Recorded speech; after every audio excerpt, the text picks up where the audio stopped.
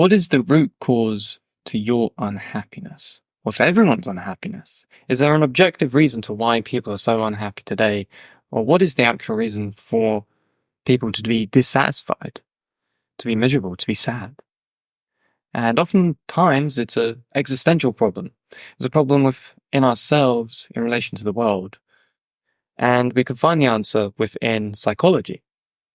And that answer can be found within the work of Carl Rogers, who termed the word congruence in psychology. To be congruent with oneself.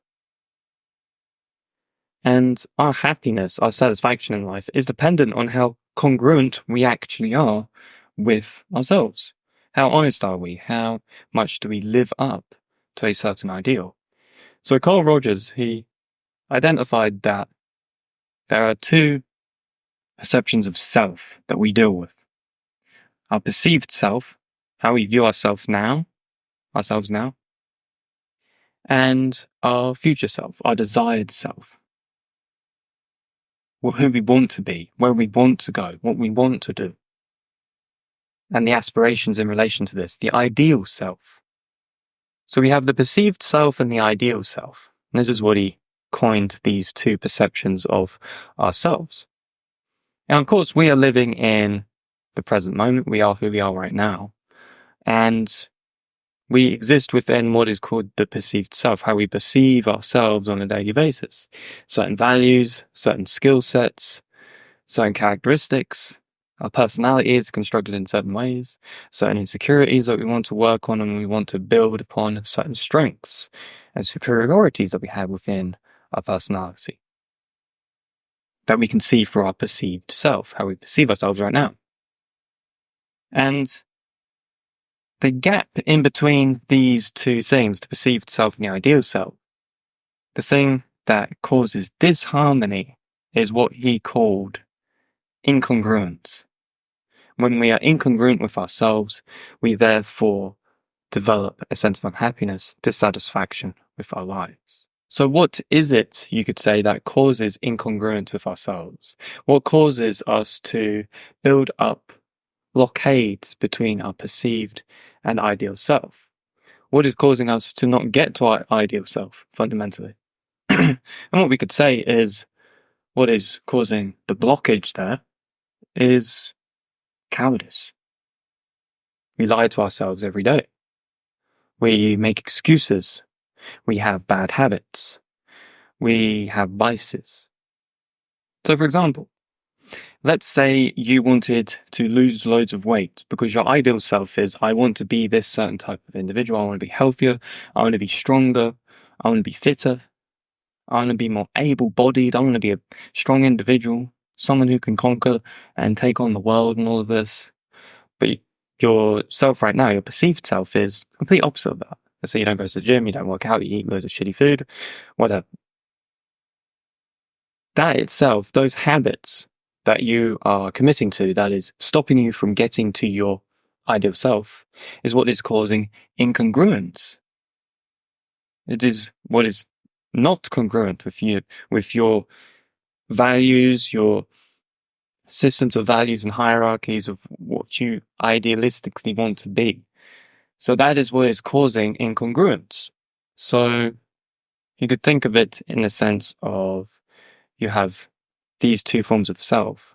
The more they overlap, the more there is an interlacing between each other, the more likely you're going to get on that road towards manifesting your ideal self and becoming self-actualized, as Carl Rogers would have called it. Now let's use a different example. Let's say you want an intimate relationship. You want intimate relationships, platonic relationships. You want an intimate romantic relationship. All these different forms of friendship and intimacy, emotional intimacy.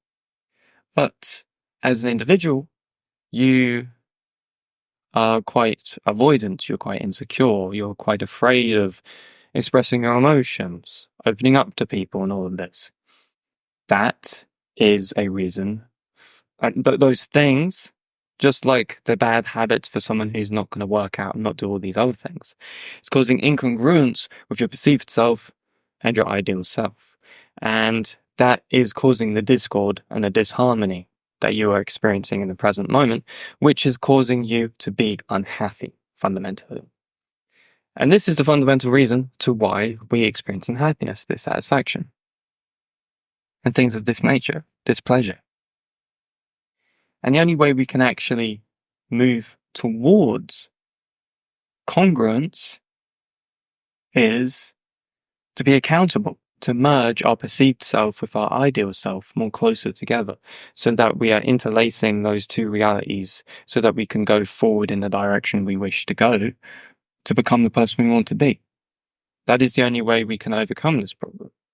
And that requires accountability. Now, for people who are doing things that are in opposition to your ideal self, the person you want to be, it's going to be very difficult to be accountable because you don't have the self-responsibility to maintain that accountability for yourself, to keep you in check, because you're doing things that are an antithesis to who you want to be.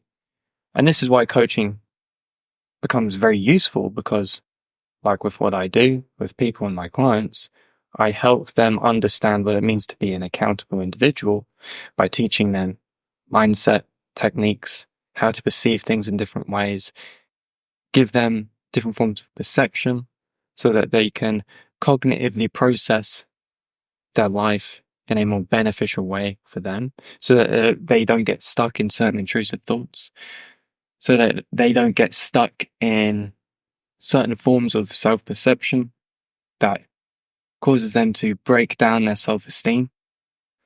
And of course, teaching them or teaching you guys certain techniques to do with habit formation, or how to develop good habits and get rid of bad habits and things of this nature.